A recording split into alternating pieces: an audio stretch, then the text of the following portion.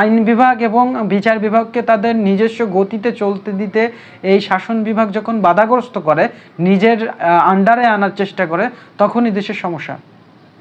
দেখেন আইন বিভাগে কারা আছেন? আইন বিভাগে আছেন আমার দেশের পুলিশ বাহিনী, আমার দেশের সেনাবাহিনী, আমার দেশের বিজিবি। এরা হচ্ছে আইন বিভাগের, আইন অনুযায়ী কাজ করে পুলিশ।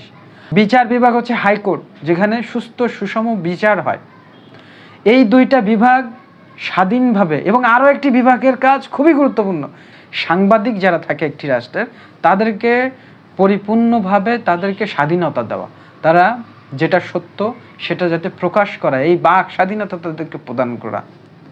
এইটা হচ্ছে কি না হচ্ছে সেটা সাধারণ মানুষ বা যারা বুদ্ধিজীবী আছে তারা খুব ভালো করেই বুঝতে পারতেছে যে আমাদের দেশে যেই কয়টা বিভাগ, আইন বিভাগ, তারপর বিচার বিভাগ, তারপর হচ্ছে গণমাধ্যম, এই তিনটা মাধ্যমই শাসন বিভাগের হাতে চলে যাচ্ছে।